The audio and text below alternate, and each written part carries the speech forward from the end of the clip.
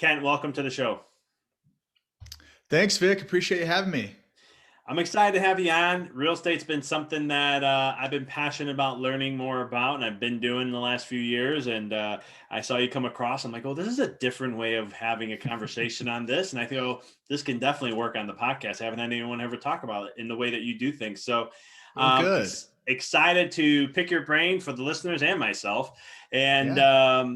dive deep. But before we get into all that good stuff, as always, the interview people always know when I'm interviewing someone. What's your story? How did you get into what you're doing? Can you give us a little bit of a background to leading up to what you're doing today?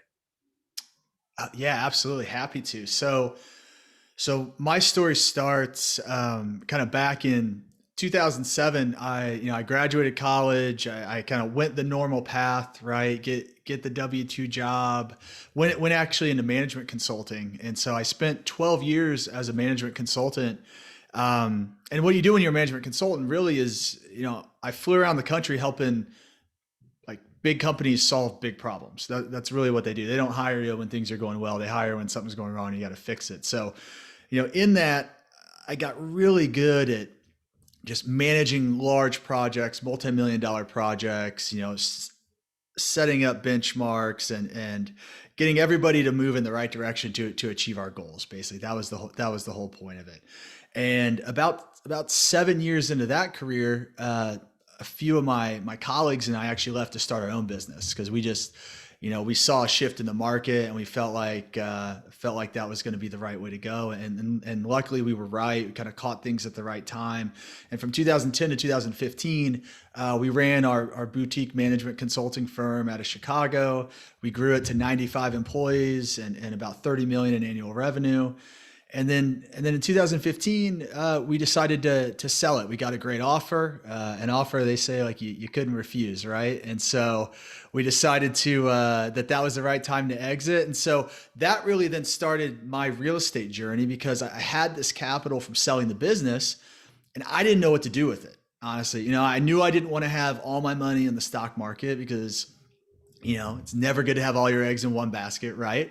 But I didn't know where else to put it. So I started researching, I started looking at alternative investments, looked at a few different things. Real estate really checked all the boxes for me. It cash flows, there's good appreciation, there's tax savings, there's all these things that were really appealing to me. And so I started really just digging into real estate, started listening to every podcast I could, reading every book, went through several training programs, hired a couple mentors, and started investing myself. And so in 2000, it was like 2015 into 2016, I invested in passively. So investing with others, to just understand how all this works. Right. And really for me, as I kept doing research, really where I landed was multifamily real estate or apartments were the place that I wanted to be versus, retail or offices or somewhere else. Right. There's a lot of things I liked about that.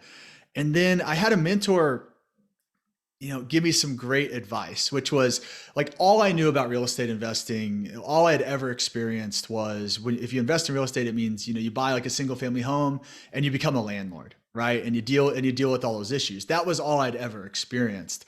Had a mentor come along at like a pivotal point in my life, say, no, skip all the single family stuff. You want to go into apartments. There's scale there. You don't have to buy 100 houses. You can buy 100 units all under one roof, right? And everything's there. There's so many efficiencies and economies of scale. And then even better advice was, don't go out and buy that building just by yourself. Because if you do that, you're just going to have all your eggs in one basket again. You're going to have all your money tied up in this building. And what do you do from there? So they introduced me then to the syndication model, which really syndication, very simply put, is all of us pooling our money together to go buy a bigger, better asset than anybody could on their own. And that's essentially what it is. And so when I heard that, man, the light bulbs just went off. I'm like, I didn't know that was possible. Didn't know you could do that. Thought I was a pretty savvy investor, but I'd never heard of this. And so it was something that I knew, I thought was going to be the best way to generate wealth going forward for my family. But I knew that there was a lot I didn't know, right? And there was probably a whole lot I didn't even know I didn't know. So I started investing with other people first to try to invest with some experts, get behind the curtain, understand how all this works, right? And then I did that from 2016 really to the end of 2019. In 2019, after the education and building my confidence, I went out and acquired my first property with some partners. It was 250 units down in Atlanta. So kind of, starting off with a bang, right? And actually we just hit it. We hit a fantastic milestone because we just sold that property. And, we're in middle of June now. It was last week. So it was the first property to come around kind of full cycle and see the realization of all of our work.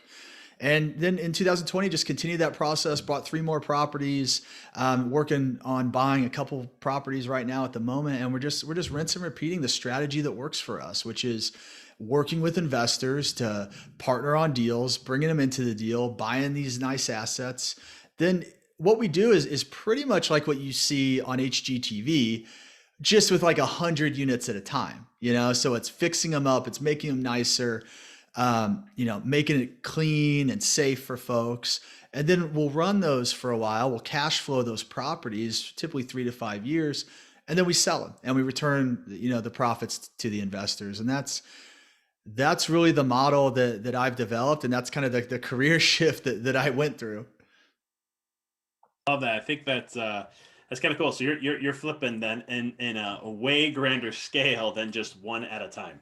Yeah, that's right. And there's a component of each investment that's also that cash flow component. So, we'll implement that business plan. We'll flip or, improve those apartments, renovate them in the first year and a half. And then from there, we're cash flowing for a while, right? We're giving those returns back to the investors through distributions.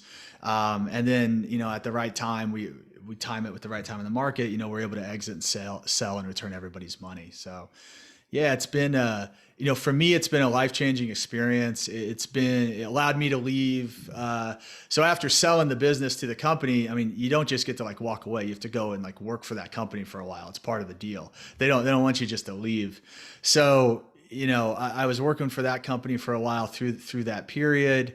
But really real estate was what allowed me to leave that W-2 by replacing all that future income through real estate and then being able to just kind of set myself free to pursue my own journey again and go down this path of building out a business now. I love that. And I know you brought it up too, like when you own, like the mindset is when you have one house, you're like a landlord and stuff like that. When you have multitude of apartments, is that something where, is it, you have someone assigned to be like the landlord in a sense? I know sometimes there's like property management companies and Yeah, things like that. exactly.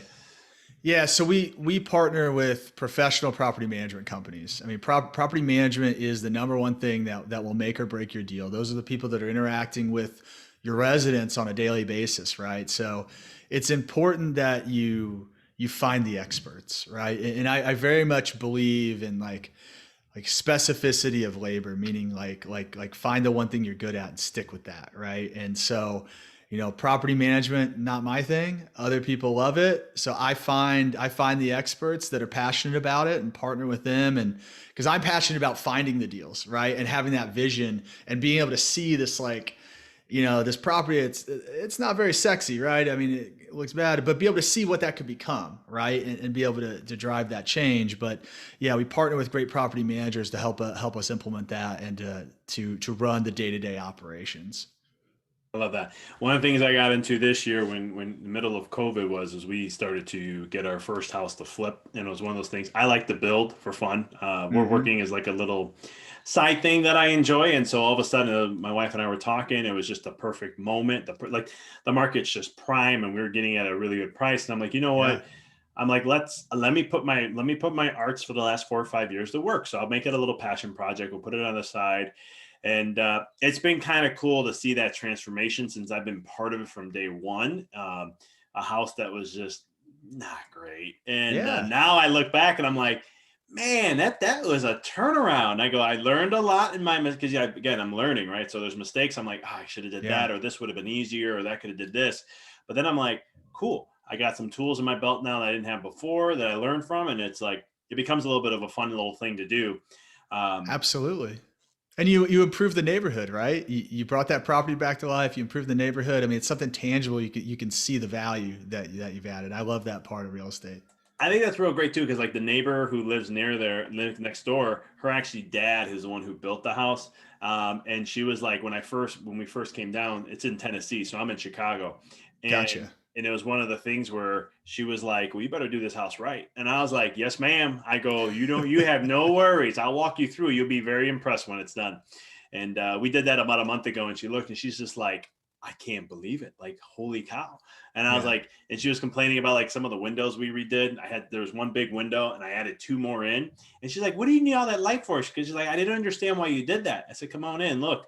And she goes, I go, "You see that mountain view?" She goes, "Oh my goodness." I said, "It's exactly why I did that." So That's I awesome. digress, but it's fun, right? So, what are some It of the is. things like, because, like, for me, one of the things down the road I do want to have is like apartment buildings. That's something I'm looking to have to do. Yeah. And it's more for, I guess you could do it for different reasons, right? Like, my wife and I talk about flipping homes short term because I don't plan it, again, got to play the markets. Hmm. And it's one of those things where I tell her it's kind of like it's like day trading or, short Yeah. term trades in the stock market Yeah. where you're getting these gains, but then you have your long terms, right?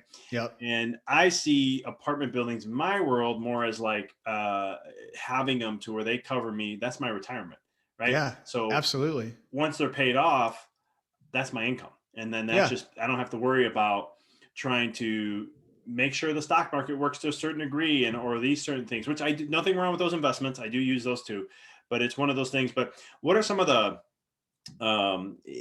mindset when it comes to these kind of things with maybe apartment buildings, investing in real estate, things along that, like maybe like limited belief systems or stuff like along Yeah. those lines?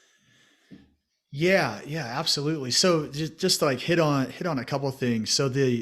It's like flipping houses is a great strategy. It's just as you've learned, I'm sure it is a very active strategy, right? It's a lot of work. I've flipped houses. It's not easy, and it's also an ordinary income strategy, right? Like that's ordinary income. That's not capital gains typically, and so it's something that you've got to enjoy, like it sounds like you do. You got to want to get your hands dirty a little bit.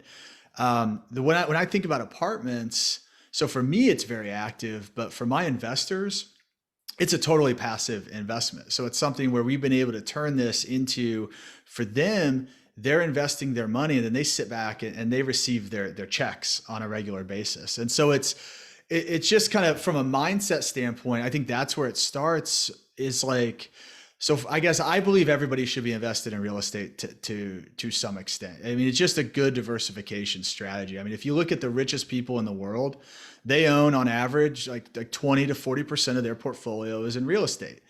So then I ask people, I say, well, if it works for the richest people in the world, like what's your allocation in real estate? And a lot of people, it's zero. I said, well, at least follow the path, right? Success leaves clues, Tony Robbins and others say, like, so find that diversification point that makes sense for you. And then it's like, do you want to be active or do you want to be passive in it? And that depends on a lot of things.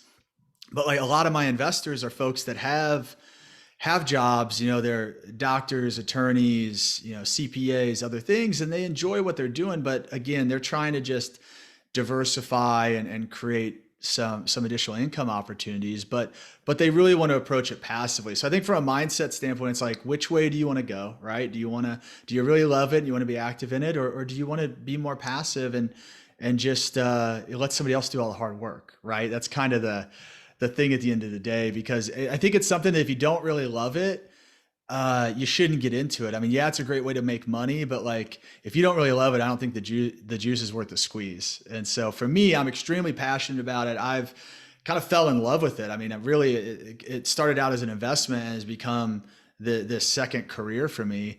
And so I think just getting back to the mindset side of it, like when I meet people first, I start talking to them about it.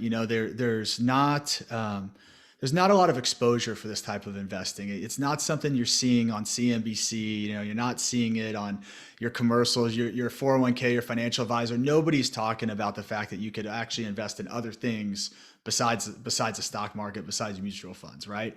So the first place the first conversation to have with people, honestly, is just education and trying to help them get over, like you said, some of their limiting beliefs about investing in real estate. Because like everybody knows that uncle that had that bad experience with that rental and like it didn't work out, right? He's a landlord and that didn't work. And so just showing people that there's another path, getting people past that like perceived risk of just, when it's something's new to you, you just immediately perceive it as more risky. So just trying to build people up, explain the process, show really the stability of it, kind of shift their mindset, to really show that, it's really a pretty stable investment avenue.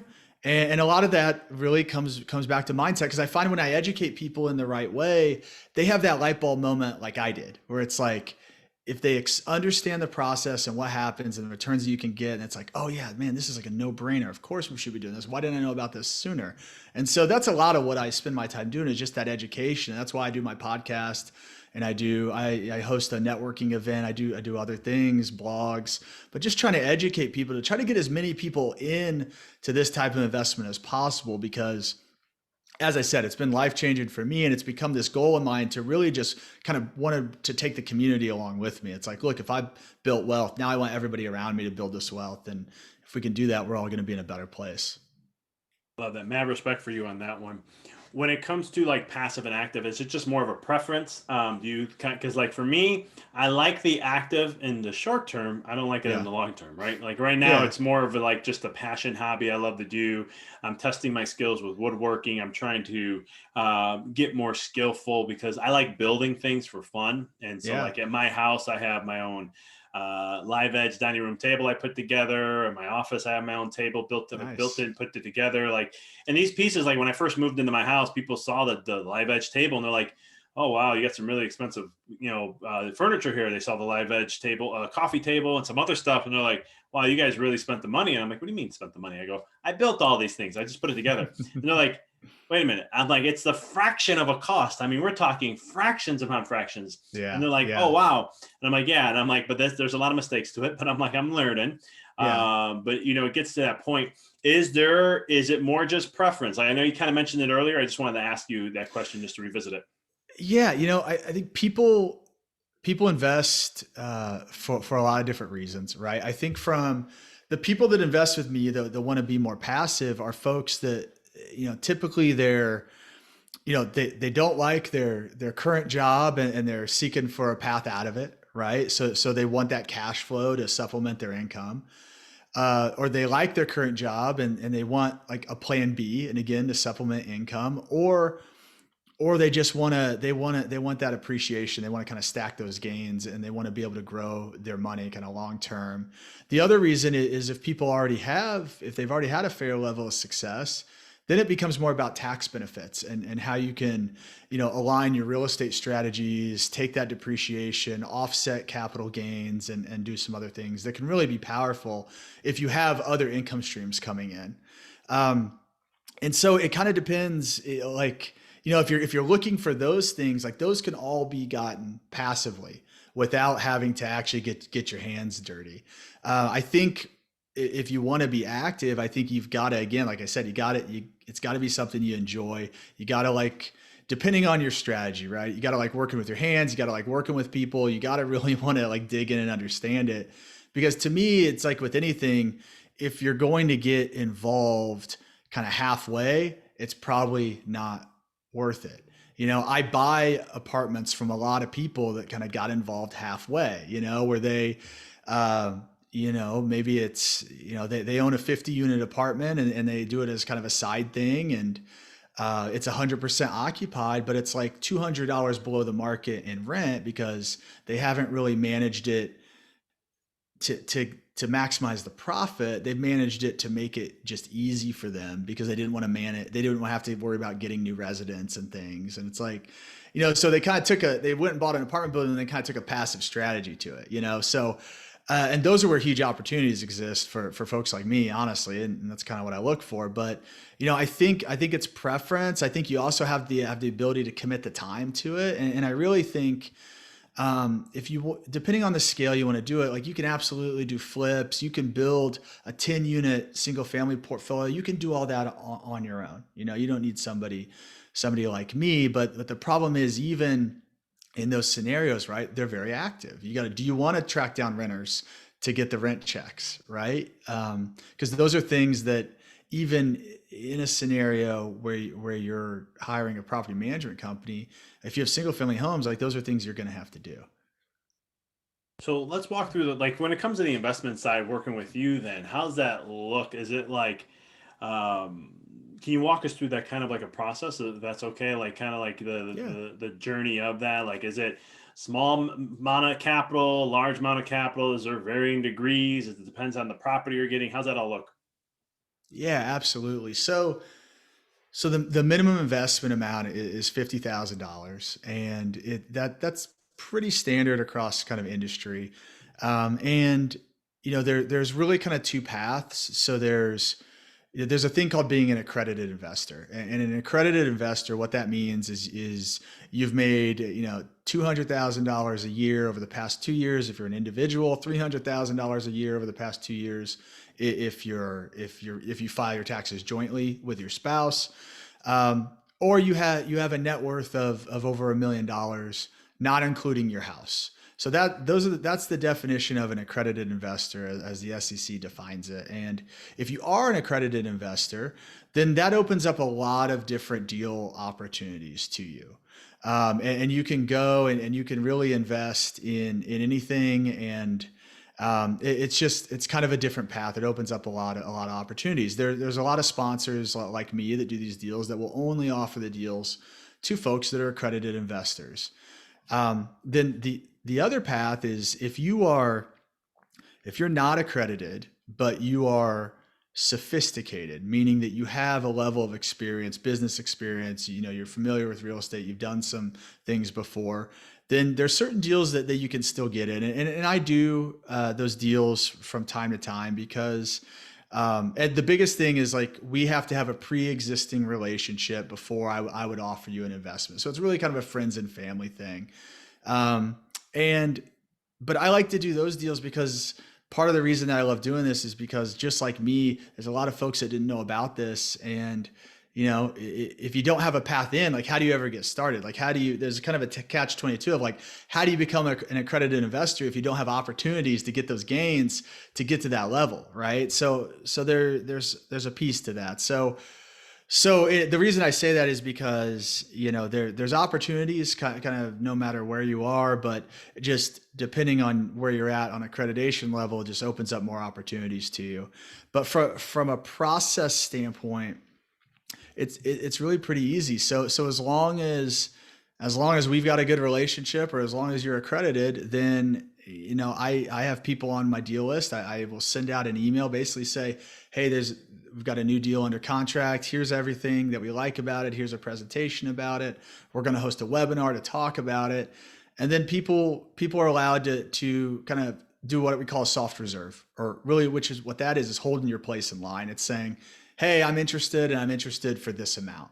Because as we're raising the money, that's what gets you kind of your seat on the bus, let's say, right? So because we file people in until we meet how much we're trying to raise, and then we add people to a wait list. And then through that process, we're working with our SEC attorneys to put together the right documentation to get in front of the investors, so that they can actually invest in the deal and commit their money. And so there's things you'll get. There's a private placement memorandum, which is like a 50 to 70 page document that essentially lays out. A lot of it's like SEC boilerplate. It lays out like every risk possible in any investment. Like there could be a hurricane, there could be fire, somebody could commit fraud. You could lose all your money in all these ways. It's really just a big disclosure document. And then it outlines all the details of the investment, from the returns that are expected, property management, the operating agreements, and everything you would ever need to know. So like if you're going to invest in a deal like this, you got to pay attention to that. That's kind of your Bible. And then the other document you'll get is a subscription agreement, which is basically just saying, I'm going to give X amount of money, and in exchange for X amount of money, I'm going to get Y amount of shares in the deal, right? And so there's that document, and then so after you sign up for those things, then we can actually accept your money. And so as we get closer to closing, because it's about a 60-day process to acquire a property from contract to when we're going to go to close on it. And you'll send your money into an escrow account, just like if you were going to buy a single family home. And then we close at the title company, and the title company distributes the funds. And it really worked. The closing works just like if you're buying any home. And so it's a pretty simple process. It's a process that typically takes about 2 months from when we, first get that deal and to the time that we actually close.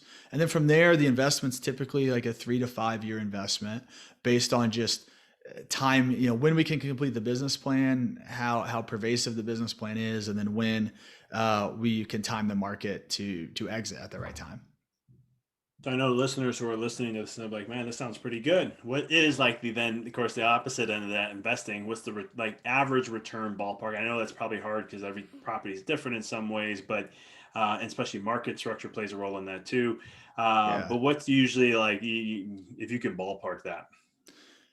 Yeah, and there's like complicated metrics that we use to describe this, like internal rate of return and all that stuff. But like the easiest way to understand it, and my personal goal is to double my money every 5 years.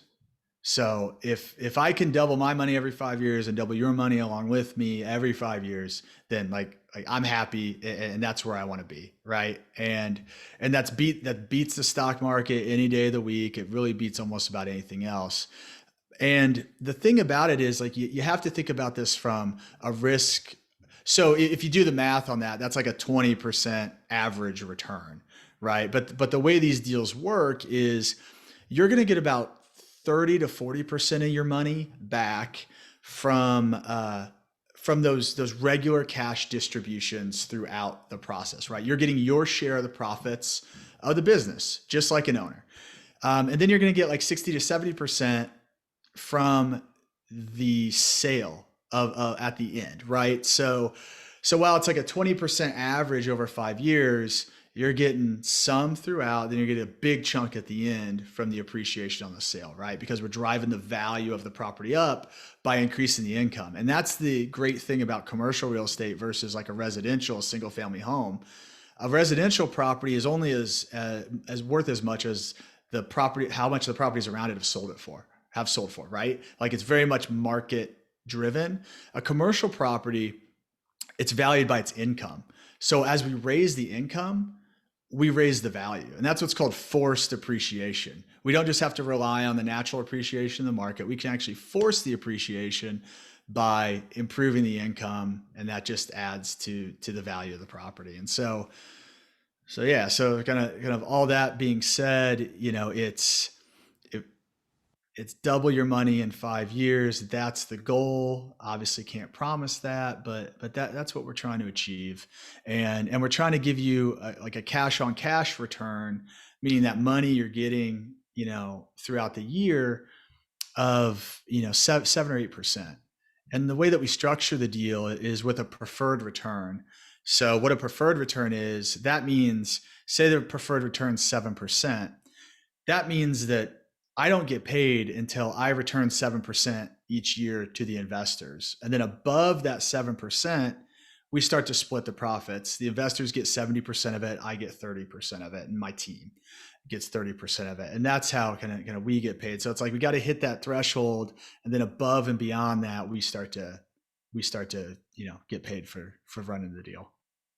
I love that. That sounds awesome. I think that's pretty great. I like that kind of concept. Double your money every 5 years. That's a pretty good goal to have. I think, especially, I don't know what to say. Like, if you think of it like the stock market or investing in other things like that, you say, "Oh, I want to double my money every 5 years." People are going to go, "Hold on here, wait a minute. That's a huge jump."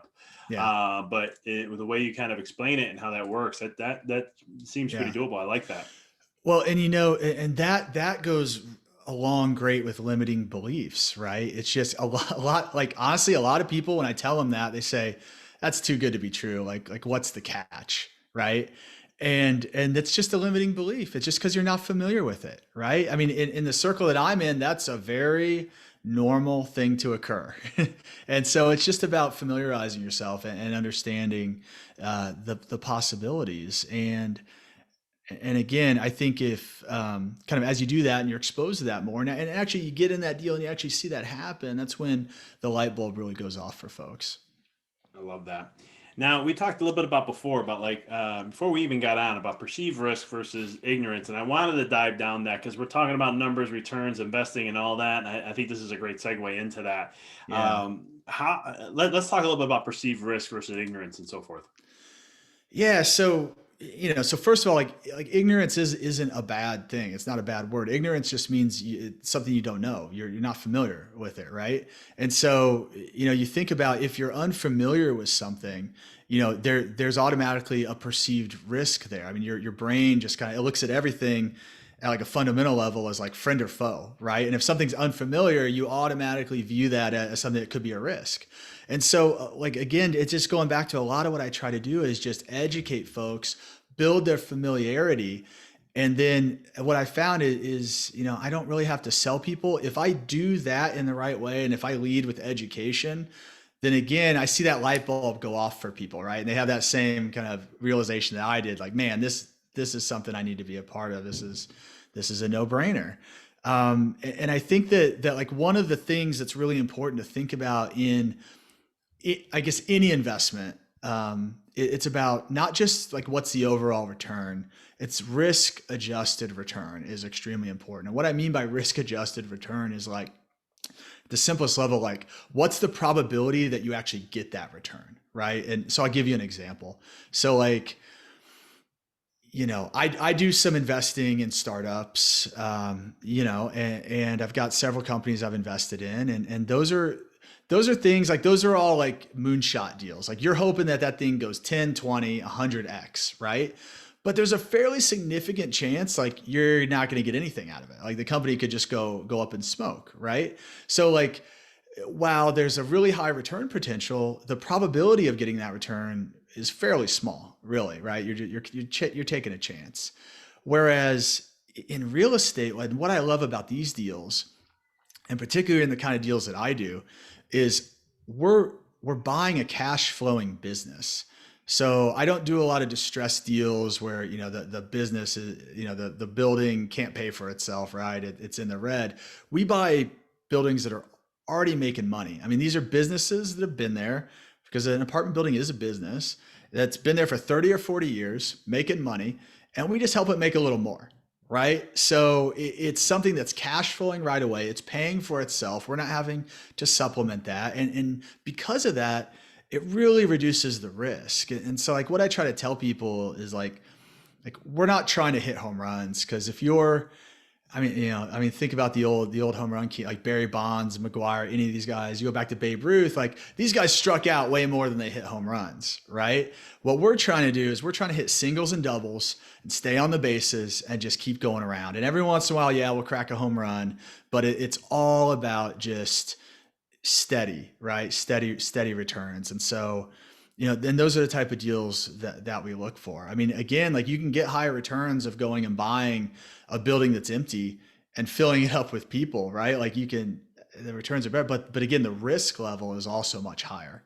So what I've tried to find is that sweet spot between risk and return um, that I'm comfortable with and find other people are too. No, you always have to find and what kind of like risky type of person are you when it comes to an investor, right? Because sometimes Yeah. some people like to do that whole, oh, I'm gonna get 100x on this, but I'm gonna risk this much, and the chances of it happening are that much. But you know what though? Why not? Let's have fun with it. Yeah. Or sometimes it. Oh, go ahead. Well, and I was just gonna say, I think like for anybody, like there's a place in your portfolio for that. You know, probably not 100% of it, probably like 10% of it, but there's a spot for that. Like I said, I do some investing in startups, and I invest in a lot of different things, primarily real estate. But I think just being diversified is the best advice I can give anybody. It's like don't put all your eggs in any one basket. I couldn't agree with them more. It's usually the best piece of advice anywhere. I mean, like, I'm the same way. The higher risk stuff, the more things that are really out there. That's 5, 10%, maybe if that. And sometimes it's great when they're kicking butt, and then you're like, next month you could be like, what the hell happened to that? That was doing so Right. well. How'd that drop so fast? Like cryptocurrencies, for example. Yeah. And you're like, all right, well, I just got to keep staying around. We'll see what happens. It is what it is. But Yeah, then there's, other exactly. things that are more like, like real estate or something like that is also another avenue that is, a different type. Well, it's like, I had an experience when I don't remember what it was now. It was a couple years ago. Remember like Facebook got in trouble for basically like selling people's information. And when that happened, Facebook stock dropped like 30% in like over a weekend. Facebook. And it's like you wake up and, well, that's way down. It's like these buildings don't disappear. They don't lose 30% of their value in a weekend, right? And if they did disappear, if they burnt down, well, we've got insurance for that. Like, we're covered. Like we plan for these things. So the likelihood, like when we buy these properties, we do what's called a break even analysis. And what that essentially says is like, how low could the occupancy get where we could still pay the mortgage, right? Because at the end of the day, that's what's important. If you can pay that mortgage, like you can live to fight another day. So we're buying properties that are 90+% occupied, and typically the way the math works is these, and this is a big benefit of multifamily over single family, is like we could drop that occupancy typically down into the 70s and still pay that mortgage, right? And like live to fight another day. If we came into the worst recession, right, and the occupancy goes lower than it's ever been, we could still pay that mortgage and keep going. Whereas if you have a single family and you lose a tenant, well, who's paying that mortgage? Well, it's you. It's back on you. So there's just that scale gives you another element of safety. And I think that that's an important metric to understand if people are looking at these investments, is like, what's that break even? Yeah, it's a great way to keep everything, because sometimes when it comes to investing, I know I've fell into this trap many times where it's like, how much is the return? What can we do? Oh man, that sounds absolutely amazing. Let's get this and that. And then it's like, hold on here. There's the other side. What is that? How low does some have to go before we're like, okay, we're good? Yeah, Before it's like, okay, now we're in the red. This doesn't look good anymore.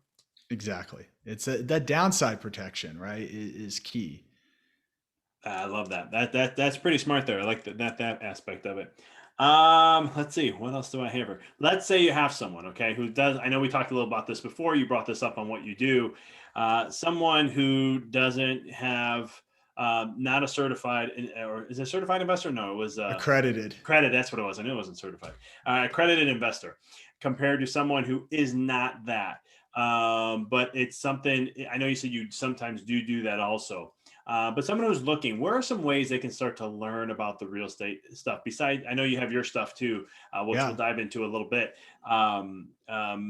Resources, things that they can learn about, or how can they start that journey into Yeah. looking into the whole realm of real estate investing? Yeah, no, absolutely.